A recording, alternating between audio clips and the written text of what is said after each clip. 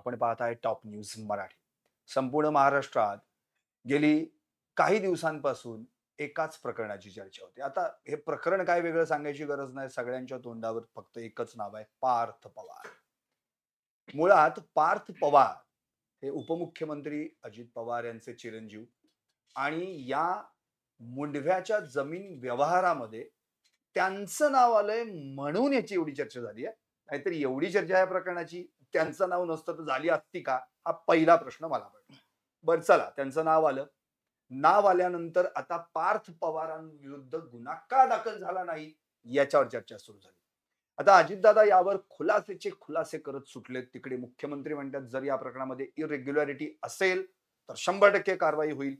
आता जर इरेग्युलॅरिटी आढळून आली तर कारवाई कुणावर होणार हा पुन्हा प्रश्न आला.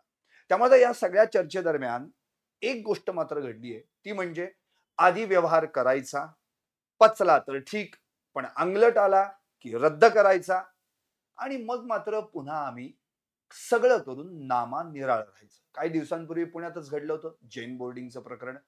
आता तो रद्द झाला, तेवढ्यात हा व्यवहार समोर आला मुंडव्याचा. आता हा देखील रद्द होण्याच्या मार्गावरच आहे असं म्हणायला हरकत नाही. त्यामुळे माझा एक सवाल आहे, तो सवाल फार महत्वाचा, की जमीन व्यवहार झाला रद्द, मग गुन्हा कुणावर होणार सिद्ध. जनतेच्या मनात अनेक प्रश्न आहेत. त्यातलेच काही प्रश्न मी या ठिकाणी आपल्या स्टुडिओमध्ये आलेल्या पाहुण्यांना विचारणार आहे. अर्थात एक बाजू लावून धरणार आहेत ते त्यांच्या पक्षाच्या जे वरिष्ठ आहेत, श्रेष्ठ आहेत किंवा पक्षाध्यक्ष आहेत त्यांच्या चिरंजीवांची, अर्थात पार्थ पवारांची. कारण माझ्यासोबत आहेत राष्ट्रवादी काँग्रेसचे प्रदेश प्रवक्ते विकासजी पासलकर. आणि दुसरं म्हणजे या सगळ्या प्रकरणामध्ये पहिल्यापासून अगदी सर्वसामान्यांना एक न्याय आणि नेत्यांच्या मुलाला एक न्याय असं म्हणत ज्यांनी रान उठवलं त्या म्हणजे अर्थातच शिवसेना उद्धव बाळासाहेब ठाकरे या पक्षाच्या प्रवक्त्या, पदाधिकारी, अर्थातच महिला आघाडीच्या माध्यमातून काम करणाऱ्या रेखाताई कोंडे. तुमचं दोघांचंही टॉप न्यूज मराठीमध्ये हार्दिक स्वागत. धन्यवाद. आता मी जे सवाल उपस्थित करणार आहे ते जनतेच्या मनातले आहेत. जनतेच्या मनातला पहिला प्रश्न हा आहे, जागा कुणाची, व्यवहार करते कोण, आणि या सगळ्या प्रकरणानंतर हा व्यवहार गैरव्यवहार आहे असं म्हणून गुन्हे ज्यांनी केलेत त्यांच्यावर पांघरून घालतंय कोण. त्यामुळे विकासजी अर्थातच मी पहिल्यांदा तुमच्याकडे येणार आहे. पहिला सवाल जनतेचा आहे की या प्रकरणामध्ये सब रजिस्ट्रार, लिहून घेणार, लिहून देणार सगळ्यांवर गुन्हे दाखल झाले, पार्थ पवारांवर का नाही? उपमुख्यमंत्र्यांचा मुलगा आहे म्हणून? तुम्ही अगदी बरोबर प्रश्न विचारलेला आहे. काय झालेलं आहे की कंपनी ऍक्ट प्रमाणे एक कंपनीचं रजिस्ट्रेशन होत असतं आणि कंपनीच्या रजिस्ट्रेशन मध्ये भागीदार असतात.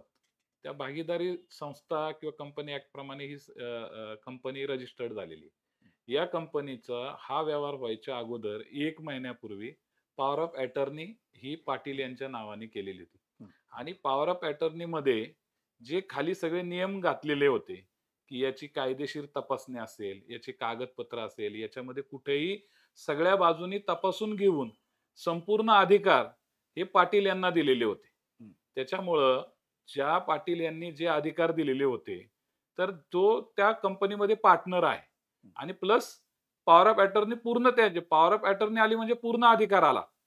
त्यांच्या अधिकारामध्ये त्यांनी ह्या सगळ्या गोष्टी तपासून पाहणं गरजेचं होतं. त्यांनी का पार्थ पवारांनी पण पाहणं गरजेचं होतं? नाही, पार्थ असं आहे, भागीदार जर तुम्ही आता ते किती टक्के भागीदार आहेत? पॉवर ऑफ अटर्नी दिल्यानंतर पॉवर ऑफ अटर्नी मध्येच अशा पद्धतीचे खाली निकष आहेत, 3-4 निकषाचा आधार घेतलेला आहे की याच्यामध्ये कागदपत्राची सत्यता पडताळणे, याच्यामध्ये कुठलेही अनियमित किंवा कुठल्याही गोष्टी आहेत त्या सगळ्या तपासून घेणं. कोणी पाहिलं पाहिजे होतं? दिग्विजय पाटलांनी हा संपूर्ण पाहणं गरजेचं होतं. मग हे पार्थ पवारांना त्यांनी दाखवलं नसेल का, सांगितलं नसेल का की काय करतोय? हे लक्षात घ्या की पार्थ पवार ह्या एकाच व्यवसायाच्या निमित्ताने किंवा अनेक व्यवसायाच्या निमित्ताने वेगवेगळ्या ठिकाणी, शेवटी पुण्यासारख्या ठिकाणी ज्यांना हे काही काम करायला दिलेलं आहे किंवा जे काही अधिकार दिलेले आहेत तर त्यांना पूर्ण अधिकार दिल्यानंतर ती तेवढीच जबाबदारी त्यांनी त्यांची निभावली पाहिजे होती ना.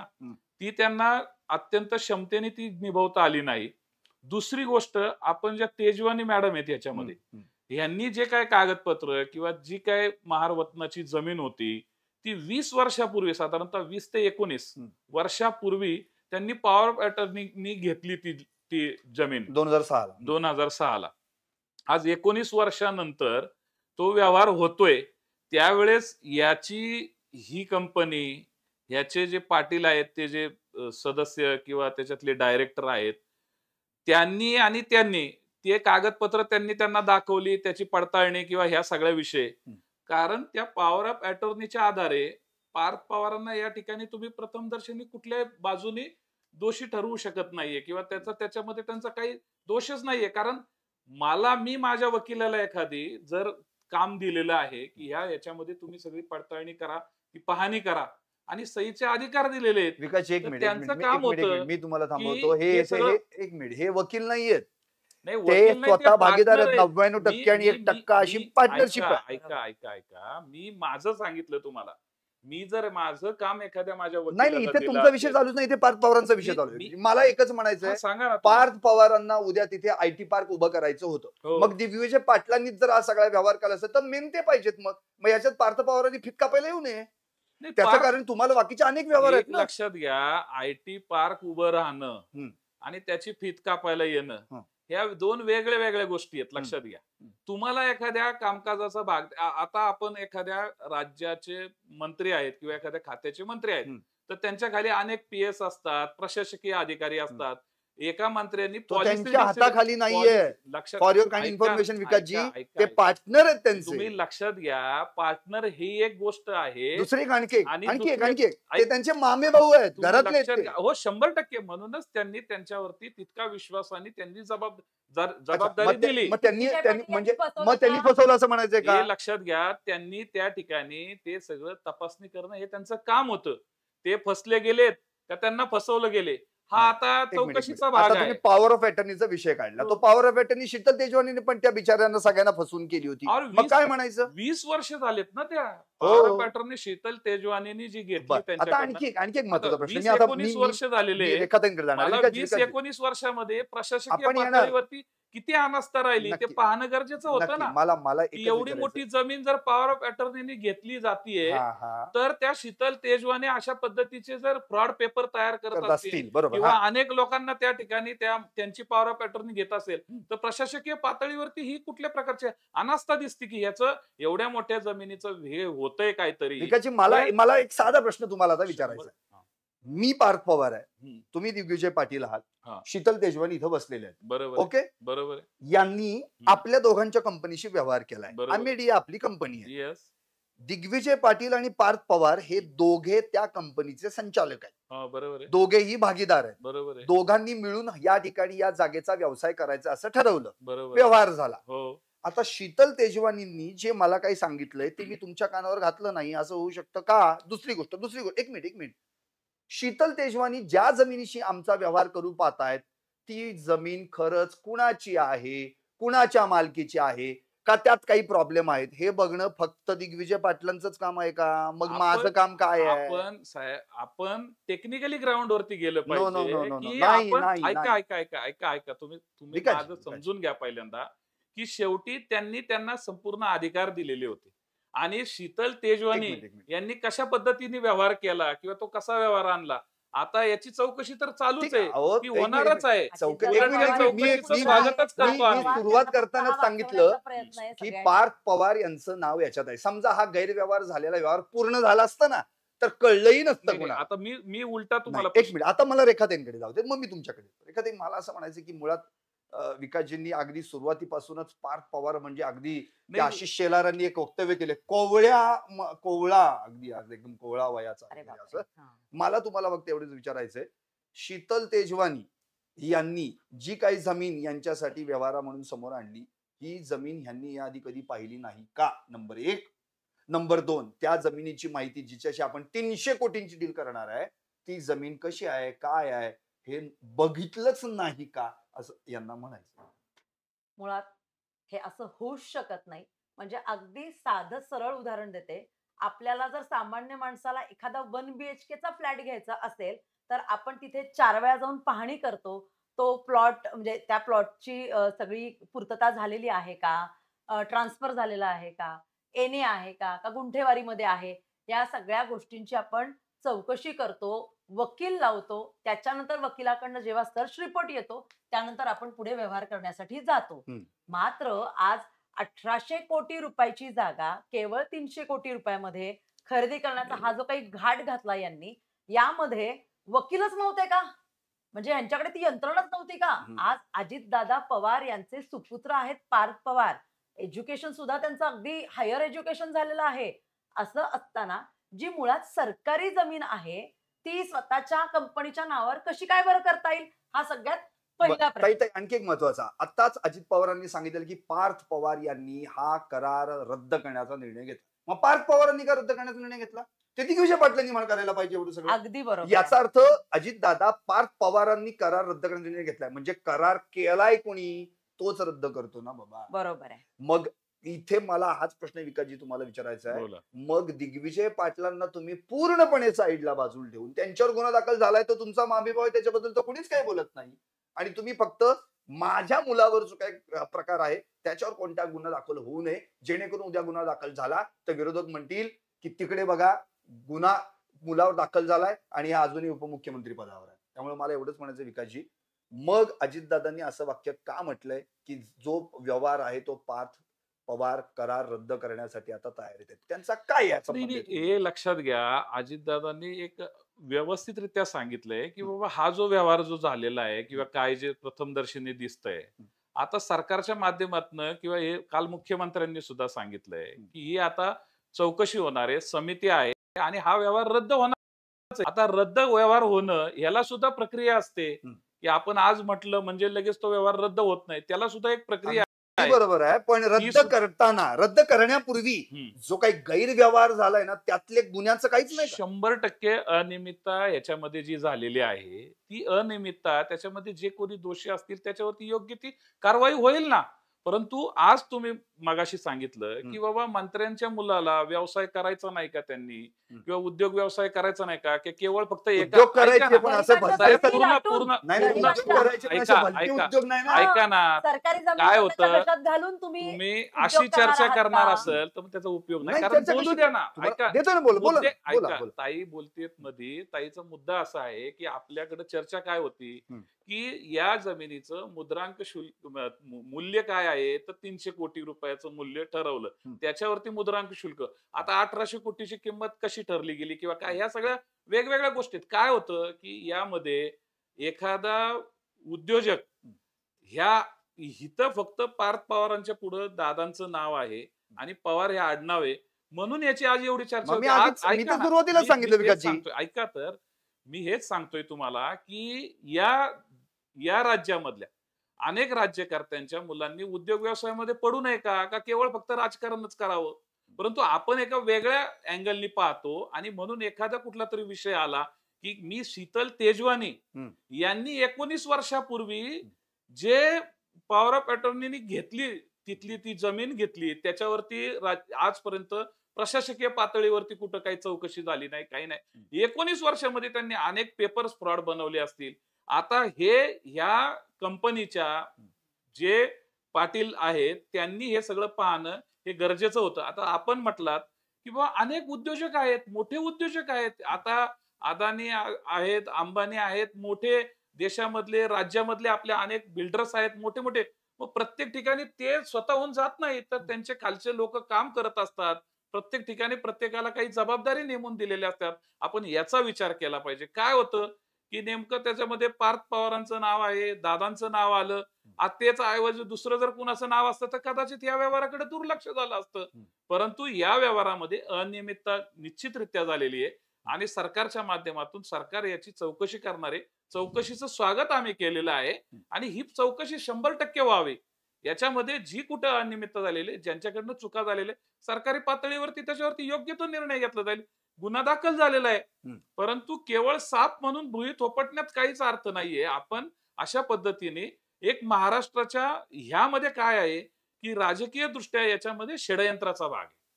मान्य अजितदादांचं एकूण जे सर्वसामान्य माणसासाठी जे काम उभं केलेलं आहे ते आज सकाळपासून संध्याकाळपर्यंत लोकांच्या सेवेमध्ये ते वेळ देत आहेत. म्हणून एक महाराष्ट्राचा एक नेता एवढं मोठं काम करतो, येणाऱ्या स्थानिक स्वराज्य संस्थांच्या निवडणुका समोर आहेत, म्हणून अशा पद्धतीचं एखादं प्रकरण काढून काढलेलं नाहीये, आपल्याला हे ऐका, काढलेलं नाहीये, हे सहजा- घडलेलं आहे. तुम्हीच तर ऐका- म्हणताय अनियमितता आहे म्हणून. ऐका, काढलेलं म्हणजे असं असतं की सहजासहजी असे प्रकरण बाहेर येत नसतात. हं. याच्या पाठीमागे तुम्हाला मग तुम्हाला काय वाटतं, बाहेर आलेलं चांगलं आहे का वाईट आहे? हे बघा, महायुतीमध्ये एक गोंधळ लक्षात नाही नाही, घ्या. बाहेर आलेलं चांगलं आहे का वाईट झालं?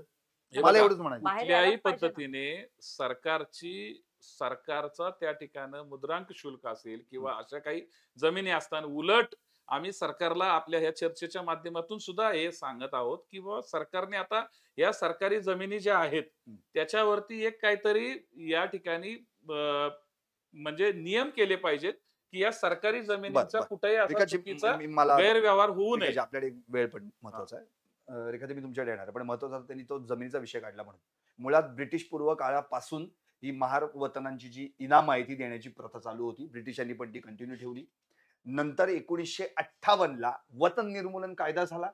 त्यावेळी हे सगळं रद्द करण्यात आलं आणि मूळ मालकांच्या ज्या जमिनी होत्या त्या अर्थातच सरकारच्या मालकीच्या झाल्या. नंतर 1963ला आणखी एक नियम झाला. त्या नियमानुसार मूळ मालकांना त्यांच्या जागा परत देण्यात येतील, पण त्यावेळच्या बाजारभावाप्रमाणे त्यांना 50% नजराणा भरावा लागेल. आता प्रश्न असा आहे की या ज्या जमिनी आहेत मुळातच अखत्यारीत आहेत सरकारच्या. सरकारचा जो प्रतिनिधी जिल्हाधिकारी असतो, तो जिल्हाधिकारीच्या परवानगीनच या जमिनींचा खरेदी विक्रीचा व्यवहार होऊ शकतो. बरोबर?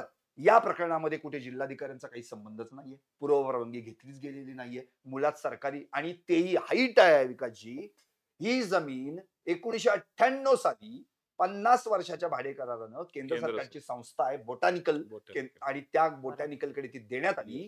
नुसती देण्यात आली नाही, अजून 2038 पर्यंत तिचे सगळा करार आहे, जी ऑलरेडी ते भाडे करार म्हणजे ते भाडं भरतंय त्या जमिनीवर. ती जमीन विकली जातीये आणि त्या जमिनीवर 300 कोटींचा व्यवहार होते, जिची बाजारभावाची किंमत 1804 आहे आत्ता तरी म्हटल्याप्रमाणे. 300 कोटींचा जो काही, जर आपण आत्ता स्टॅम्प ड्युटीचा जर विषय काढला तर ती होते 21 कोटी. ते 1804चे 126 कोटी ते सोडून द्या विषय. 66% मग ते 21 कोटी माफ केले कसे? म्हणून मला जनतेचा दुसरा सवाल आहे जो विचारायचा, मी ताईंपासून सुरुवात करणार आहे. मुद्रांक शुल्क का माफ करण्यात आलं? आता एकंदर जेव्हा मीडियाच्या माध्यमातून हे प्रकरण बाहेर आलं तेव्हा मीडियामधनच असं समजलं की तिथे IT पार्क प्रस्तावित आहे म्हणून ते माफ करण्यात आलं. मग महसूल खातं झोपलं होतं का? तो तसा प्रस्ताव फक्त हे केला होता, बोलला गेला होता. तो काही स्ट्रक्चरली तयार नव्हता तिथे किंवा त्याच्याबद्दल काही चर्चा नव्हती. त्याच्या आधीच तुम्ही माफ कसं काय केलं? आणि महसूल खातं म्हणतात बावनकुळे साहेब की मला काहीच त्याच्याबद्दल माहिती नाही, माझ्याकडे याबाबत कुठली तक्रार आली नाही. आणि हा व्यवहार होऊन 4 महिने झालेले होते. आता हा 5व्या महिन्यामध्ये हा सगळा गैरव्यवहार बाहेर आला. मग 4 महिने महसूल खातं करत काय होतं? तहसीलदार काय करत होते? आणि सगळ्यात महत्वाचं उपनिबंधक यांनी ह्या सगळ्या गोष्टींना परवानगी दिली कशी काय? सगळ्यात मोठा रोल त्यांचा आहे की कुंपणच शेत खात असेल तर बाकीच्या गोष्टींबद्दल चर्चा तरी काय करायची? उपनिबंधकाचं काम आहे, त्याची जबाबदारी आहे ही की तुम्ही काय पद्धतीने हा व्यवहार करताय. म्हणजे हे सगळं साठवलोटाचा धंदा आहे. आता या महायुतीच्या काळामध्ये इतकंच लक्षात आलेलं आहे की गोरगरिबांच्या आणि मोठमोठ्या चांगल्या चांगल्या भूखंडावरती डोळा ठेवायचा आणि तो लाटायचा, एवढाच धंदा आता या महायुती काळामध्ये सगळ्यांच्या डोळ्यासमोर आलेला आहे. हे महायुती सरकारमधले सगळे सत्ताधारी केवळ भूखंडांच्या मागे लागलेले आहेत, भूखंड माफिया झालेले आहेत. अशा पद्धतीने यांचं राजकारण आहे. आणि जसं दादा म्हणतायत, विकास दादा म्हणाले की हा एक राजकारणाचा भाग आहे, दादांना, अजितदादांना कदाचित अडकवण्याचा विषय आहे. म्हणजे या महायुतीमध्येच काही अलबेल दिसत नाहीये. महायुतीमध्ये त्यांच्याच मित्रपक्षांवरती सत्ता करण्यासाठी आणि अर्थकारणासाठी कुरघोडी केली जाते, त्यांनाच उघडं पडण्याचं काम करतायत. म्हणजे हे महायुती सरकार आहे तरी काय नेमकं? म्हणजे एकीकडे गणेश खंडकर त्यांच्याच भाजपचे प्रवक्ते म्हणतात की आमची युती ही एकनाथ शिंदे साहेबांबरोबर ती हिंदुत्वाची आहे आणि अजितदादा पवार गट यांच्या बरोबर आर्थिक युती आहे. काय बोलतात ही लोक? त्यांना कळतंय का की हे कुठल्या पद्धतीने यांचं राजकारण चाललेलं आहे? म्हणजे हे काय करतायत की एखाद्याला दाबण्यासाठी मग ही फाईल 4 महिन्यांनी बाहेर काढ, ही फाईल 5 महिन्यांनी बाहेर काढ. खरं पाहायला गेलं तर आम्हाला हा दाट संशय आहे की दादांना शह देण्यासाठी कुठेतरी या गोष्टीचा वापर केला गेलेला आहे. कारण 5 महिन्यापूर्वी झालेला व्यवहार आचारसंहिता लागल्यानंतर 2 दिवसांनी कसा काय बाहेर आला? हा सुद्धा प्रश्न जनतेमध्ये आहे ना. नक्कीच ताई, एक मिनिट विकासजी, मी आता एक मिनिट मी तुमच्याकडेच येणार आहे. मुळात विकासजींचा स्वभाव असा आहे की चुकला चूक आणि बरोबरला बरोबर म्हणणार आहे. ते तुम्ही कुठल्या पक्षाचे गेला तर तो विषय आपण सोडून देऊ. महत्वाचा मुद्दा जो आता ताईंनी मांडला की 21 कोटी रुपयांची स्टॅम्प ड्युटी निश्चितपणे त्यांनी भरायला हवी होती. काल आम्ही नोंदणी महानिरीक्षक तथा मुद्रांक अधीक्षक राजेंद्र मुठे यांचा इंटरव्ह्यू केला. त्यांनी एक माहिती दिली. त्यांनी असं म्हटलंय की या व्यवहारात 2023च्या उद्योग विभागाच्या धोरणानुसार येस, आयटी आणि डेटा सेंटरसाठी स्टॅम्प ड्युटीमध्ये सूट आहे. येस. काय खुश झाले सगळे बोलून, अरे वा सूट आहे चला म्हणून झालं बरोबर. वगैरे. पुढे ऐकूया. कंपनीनं सब रजिस्ट्रार कडून लेटर ऑफ इंटेंट देऊन स्टॅम्प ड्युटी माफ करून घेतली आहे. इथपर्यंत ओके वाटतं. आता त्यांचंच वाक्य पुढचं बघा.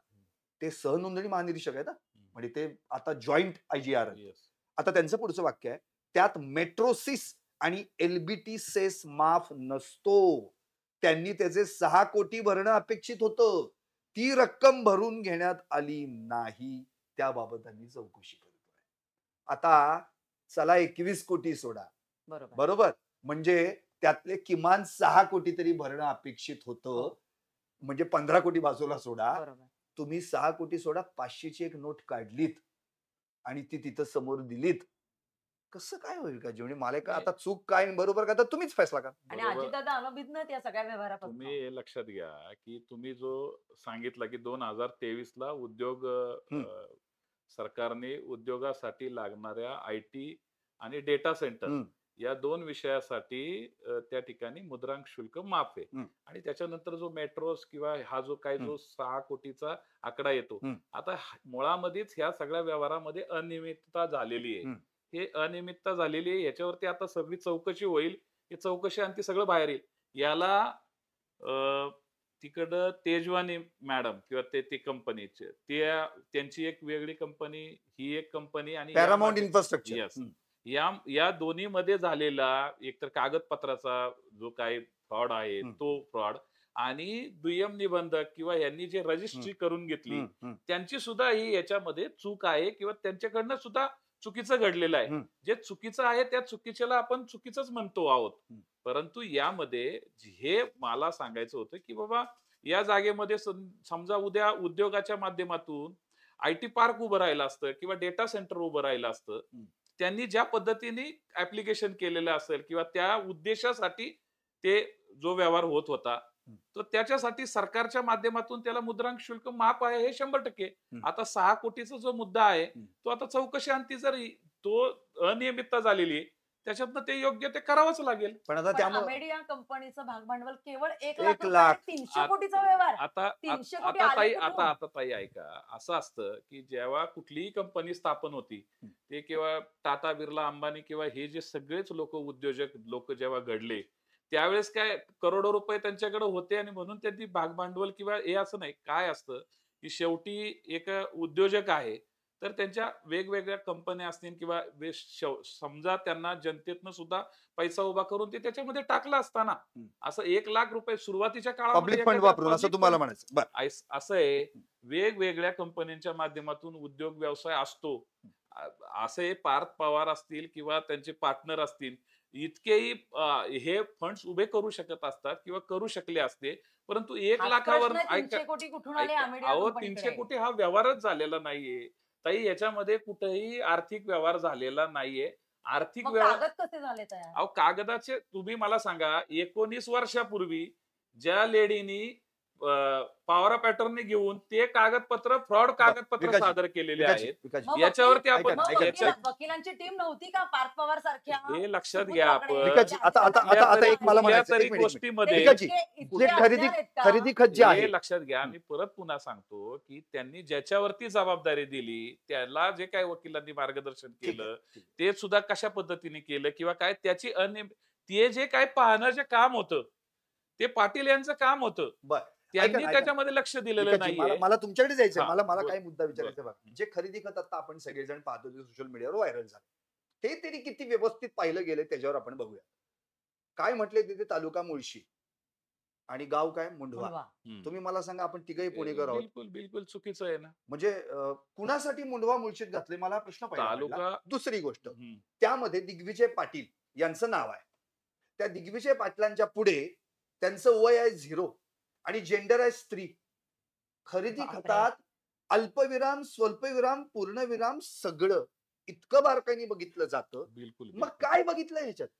नाही, आता हे ज्यांचं काम होतं म्हणजे ज्यांनी रजिस्ट्री सगळा करून ठप्पा घेतली. दिग्विजय पाटलांवर ठेवून चालेल नाही, असं नाही, तुम्हाला वाटतं? एक लक्षात घ्या, दिग्विजय पाटील एक पार्टी आहे, तेजवानी एक दुसरी पार्टी आहे आणि रजिस्टर जे करून घेतली ही तिसरी पार्टी आहे. मला असं म्हणायचं, त्याच्यावरती सरकारने जे ऐका, तुम्हाला असं म्हणायचं का सरकार- तेजवानींनी यांना फसवलं? 100% बरोबर, ओके, 100% ओके. तेजवानींनी यांना फसवलं. हम्म.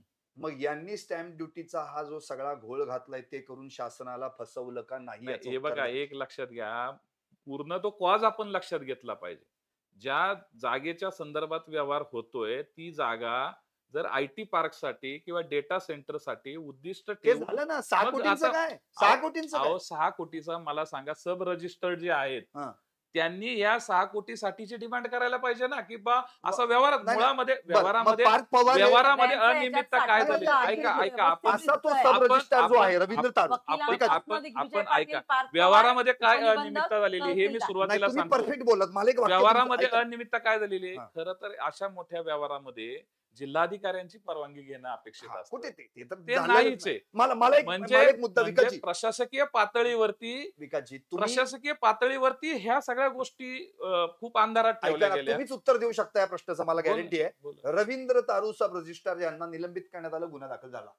हो, केवळ उपमुख्यमंत्र्यांचे पुत्र माझ्या समोर आहेत म्हणून मी 6 कोटी पण माफ करेल असं तर त्यांनी केलं नसावं. याचा अर्थ ते कुठेतरी दबाव आलेला आहे. हा नक्की. दबाव कुणाचा आहे? रवींद्र नक्कीच. तारू. दबावाचा इथं विषयच येत नाही. मग मुळामध्ये स्वखुशीने- एक लक्षात घ्या, स्वखुशीने केलं म्हणाले. उपमुख्यमंत्र्यांचा मुलगा आहे म्हणून तुम्ही ज्या पद्धतीने आज मी मगाशी सांगितलं तुम्हाला की एखाद्याला डायरेक्ट आपण त्याच्यावरती फायरिंग करतो. विकासजी, मला विचार रवींद्र समजून- तारूंकडून उत्तर द्या ना. तुम्ही समजून त्यांनी घ्या. स्वखुशीने केलं असेल का? अहो, स्वखुशीने म्हणजे छोटा त्यांना नाहीये हे बघा, बाबा. सत्सद विवेक बुद्धी नाहीये का 1800 त्यांना? कोटी रुपयाचा तुम्ही लक्षात व्यवहार घ्या, आहे. सत्सद विवेक बुद्धी नाही का? आपण एका सब रजिस्टर पोस्ट वरती आहोत, आपली नोकरी उद्या धोक्यामध्ये येऊ शकते. त्यांनी हे सगळं पाहणं गरजेचं होतं ना. त्यांचं काम आहे. शासन हे बघा, तुम्ही लक्षात घ्या, आपण जेव्हा जातो राजकीय दबावापोटी सरकार मायबाप सरकार असतं, समोर एखादे तहसीलदार असतील किंवा अधिकारी असतील तर आपण त्यांच्याकडे जातो, एका अपेक्षेने जातो. तसं इथं सरकारचा टॅक्स गोळा होणार आहे, सरकारला रेव्हेन्यू गोळा होणार आहे. त्या खात्याच्या तिथल्या सब रजिस्टर किंवा रजिस्टर जे आहेत त्यांचं काम काय आहे? बरं, आता मला एक मिनिट, एखाद्या विकासजींनी मस्त मुद्दा मांडला की बाबा आपला महसूल बुडता कामा नये, आपलं काम आहे, मी सरकारी नोकर आहे. ओके, बरोबर. आता हे तर भारताचे नागरिक आहेत. नक्कीच. महाराष्ट्रात तर यांचे वडील उपमुख्यमंत्री आहेत. मग ह्यांनी तर बरं, पहिला विचार अर्थमंत्री केला आहे. पाहिजे. आणि नाही, अर्थमंत्री परत एक एकदा- मिनिट. मग ह्यांनी काय विचार केला पाहिजे माहितीये का? अरे 6 कोटी मी भरणार, अजिबात मला माफी वगैरे काय नको. तुम्ही बरोबर. हा विचार नको तुम्ही का काय करायला? होतंय माहितीये का? तुम्ही तो विषय पार्थ पवार आणि नाही. अजित दादांवरती घेऊन जाताय. नाही विकासजी, दादा नाही. एक असं व्यक्तिमत्व आहे की खऱ्याला खरं आणि खोट्याला खोटं. चला आपण पार्थ ते पवारांकडे ऐका ना, बाजूला ऐका ठेवूया. ऐका ना चला, ताई, आता आपण ताई विचार ऐका ना, ते ऐका तर ना त्यांच्या भाषेत ताई, ना. एक मिनिट ऐका. आजपर्यंत दादांनी कुठल्याही कधी काही चुकलं तर त्याचं सुद्धा लगेच त्या ठिकाणी आपली चूक झालेली आहे. प्रशासनामध्ये आज दादांचे कार्यालय असेल, प्रशासन असेल, आता सुद्धा थोड्या वेळापूर्वी त्यांनी सांगितलं माझा सांगितलं काही संबंध की नाही. मी नाही, नक्की. माझा काही संबंध नाही. मी हम्म. आजच सांगतो की हम्म. सरकारी अधिकाऱ्यांनी माझा एखादा नातेवाईक असेल, माझं कोणी नाव घेऊन त्या ठिकाणी येत असेल किंवा कुणी त्या ठिकाणी दबावाचा प्रयत्न करत असेल तर सरकारी अधिकाऱ्यांनी तो झुगारून टाका. कुठल्याही चुकीच्या कामाला मी पाठराखण करणार नाहीये. बरं, मग आता अशा पद्धतीचं त्यांचं काम करण्याची आजची पद्धत राजकीय नाहीये. दबावाशिवाय गेल्या ही एवढी 30-35 मोठी वर्षामध्ये गोष्ट त्यांनी जे घडणंच काम शक्य केलेले, नाहीये. महाराष्ट्रामध्ये जे काम केलेले ते असं चुकीचं काम त्यांनी कधी विकासजी, केलेलं विकासजी, नाही. आता मला अगदी शेवटच्या मुद्द्याकडे जायचं. मला तर असं म्हणायचं, जाऊ देत, चला पार्थ पवारांवर गुन्हा दाखल त्यांना वगैरे वगैरे सोडून द्या विषय. पण त्याचा त्यांना आर्थिक फटका पण आता किती बसलाय तुम्हाला माहितीये का? नाही नाही, ते बघा, शेवटी असं आहे की जो त्यांना बसेल 40 कोटी भरायचे. या कंपनी त्याच्यामधले त्याचं ज्या भागधारक कंपनीचं भागभांडवल त्याचे- केवळ 1 लाख रुपये कुठून आणणार? हे लक्षात घ्या की ईडीची शेवटी चौकशी लावली पाहिजे खरं या कंपनीवरती आणि या असं सगळ्या आहे, तुम्ही संबंधितांवर. लक्षात घ्या की आपण केवळ फक्त एका वेगळ्या उद्देशाने आपण त्या ठिकाणी त्यांच्यावरती आरोप करतोय. त्यांचं आता शेवटी सरकारी 1 महिनाभर आहे, एका महिन्यामध्ये सगळे चित्र आपल्याला स्पष्ट होईल. अहो, एकनाथ खडसेंचा राजीनामा घेतला होता की नाही? त्यांचे नातेवाईक गुंतले होते ओके, ओके, गैरव्यवहारात. Okay, okay. आता मला भूखंडाच्या. अगदी एक शेवटचा मुद्दा, दादांनी पण राजीनामा शेवटचाच मुद्दा. बाळासाहेब थोरातांचे एक हो, त्यावेळी ते महसूल मंत्री होते. ते म्हणले माझ्याकडे ही फाईल एकदा नाही, दोनदा नाही, 3दा आली होती. मी बरोबर, 3दा नाकारली. बिलकुल. राधाकृष्ण विखे पाटलांच्या काळात काय झाले मला माहित नाही. ओके, मला आता प्रश्न एवढा पडला की बाळासाहेब थोरात फाईल 3 वेळा नाकारली असेल तर निश्चितपणे त्यात काहीतरी गोंधळ होता.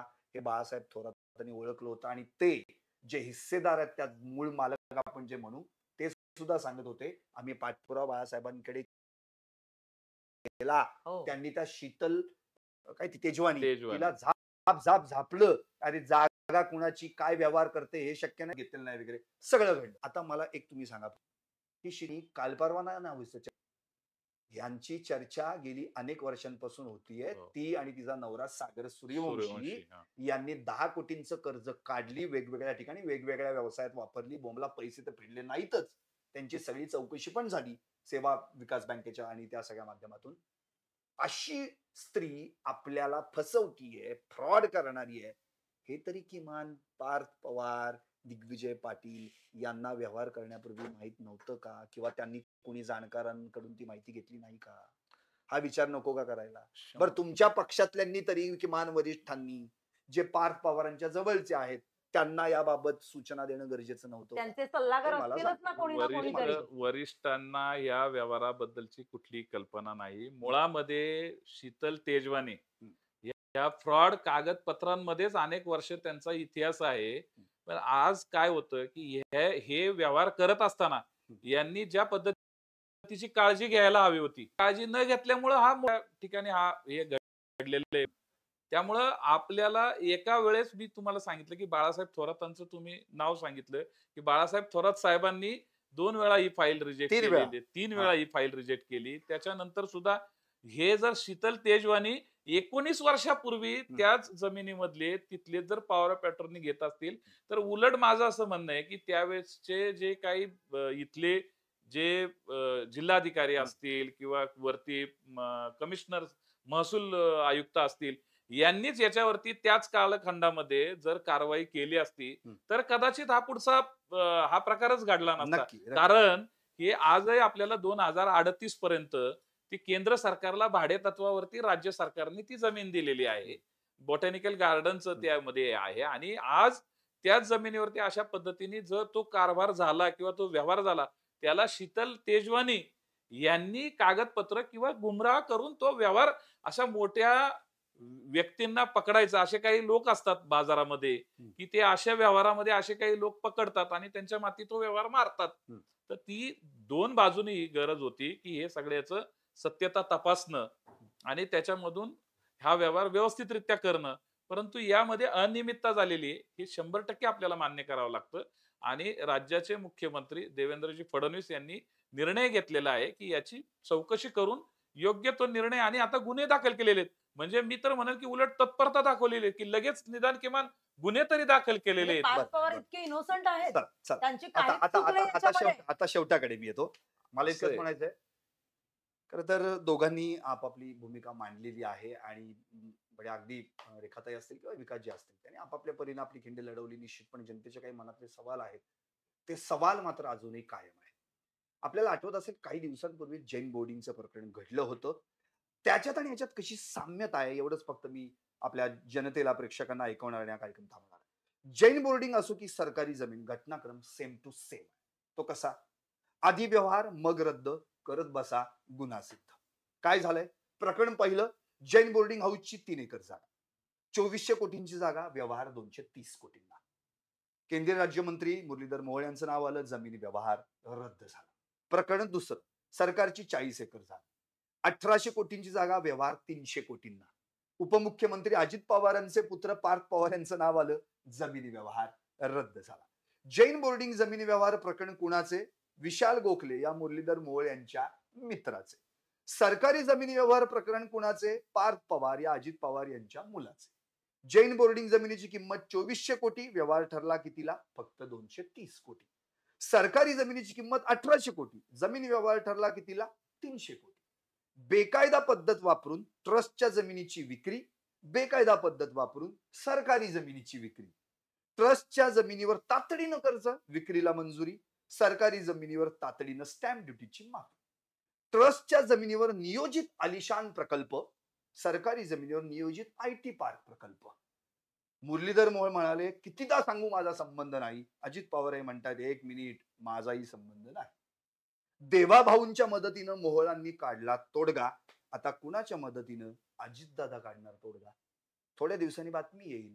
देवाभाऊंच्याच मदतीनं अजितदादांनीही काढला तोडगा. आधी व्यवहार मग रद्द, आता करत बसा गुन्हा सिद्ध. दोन्हीही जमिनींची गैरव्यवहार प्रकरण अशी झाली समाप्त. पाहत राहा टॉप न्यूज मराठी, आपला महाराष्ट्र आपली बात.